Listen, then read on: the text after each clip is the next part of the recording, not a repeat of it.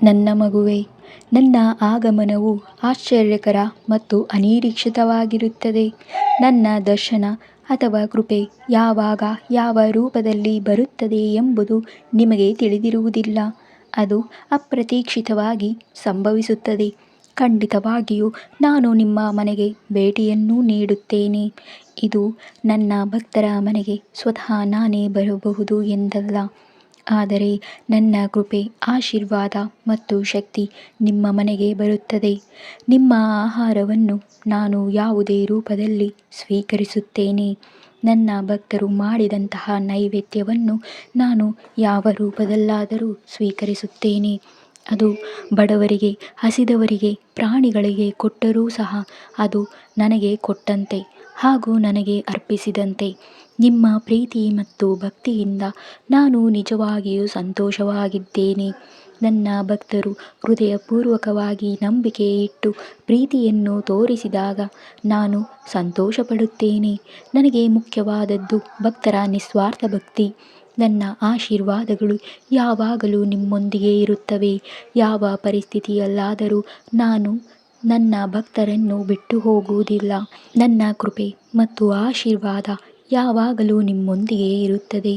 ಮಗು, ನಿನ್ನ ಜೀವನದಲ್ಲಿ ಸಣ್ಣ ಸಣ್ಣ ಕೆಟ್ಟ ವಿಷಯಗಳು ಆದಾಗ ನೀನು ನನ್ನ ಮೇಲೆ ಕೋಪಗೊಳ್ಳುತ್ತೀಯ.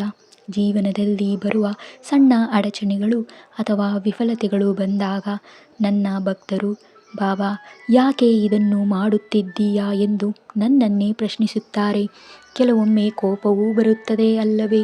ನಾನು ನಿನಗೆ ಹಾನಿ ಮಾಡುತ್ತೇನೆಂದು ನೀನು ಹೇಗೆ ಭಾವಿಸುತ್ತೀಯಾ? ನೀನು ನನ್ನ ಮೇಲೆ ನಂಬಿಕೆ ಇಟ್ಟುಕೊಂಡಿದ್ದಾಗ ನಾನು ನಿನಗೆ ಹಾನಿ ಮಾಡುತ್ತೇನೆ ಎಂದು ಯೋಚಿಸುವುದಾದರೂ ಹೇಗೆ? ನಾನು ಎಂದಿಗೂ ಹಾನಿ ಮಾಡುವುದಿಲ್ಲ. ಕೇವಲ ಪಾಠ ಕಲಿಸಲು ಅಥವಾ ಉತ್ತಮ ದಾರಿಗೆ ತರುವುದಕ್ಕಾಗಿ ಕೆಲವು ಸನ್ನಿವೇಶಗಳನ್ನು ಸೃಷ್ಟಿಸಿರುತ್ತೇನೆ. ಪ್ರತಿ ಕ್ಷಣ ನಿನ್ನ ಕಲ್ಯಾಣಕ್ಕಾಗಿ ನಾನು ವ್ಯವಸ್ಥೆ ಮಾಡುತ್ತೇನೆ. ನಾನು ನಿನಗೆ ಭರವಸೆ ಕೊಡುತ್ತಿದ್ದೇನೆ. ನನ್ನ ಭಕ್ತರು ಯಾವ ಸ್ಥಿತಿಯಲ್ಲಿದ್ದರೂ ಸಹ ಅವರ ಹಿತಕ್ಕಾಗಿ ನಾನು ಕೆಲಸ ಮಾಡುತ್ತೇನೆ. ಯಾವಾಗಲೂ ನನ್ನ ದೃಷ್ಟಿ ನನ್ನ ಭಕ್ತರ ಉತ್ತಮ ಭವಿಷ್ಯಕ್ಕೆ ಇರುತ್ತದೆ.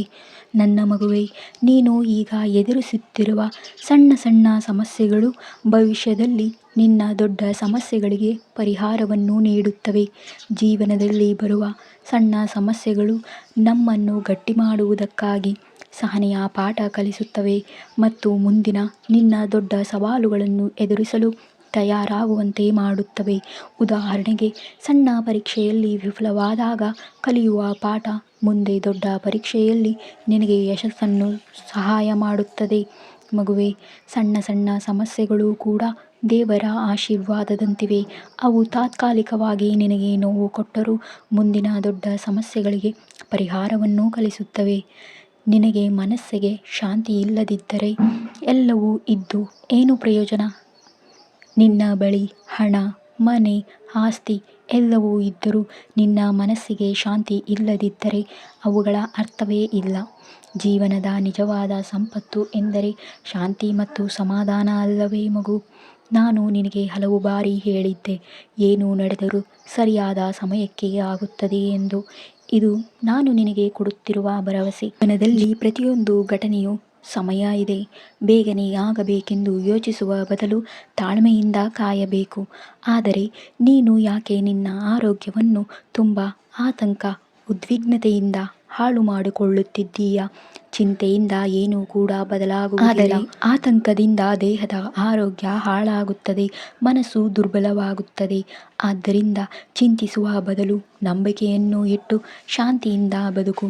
ಎಲ್ಲವೂ ಒಳ್ಳೆಯದೇ ಆಗುತ್ತದೆ. ಶುಭವಾಗಲಿ. ಶುಭ ದಿನ.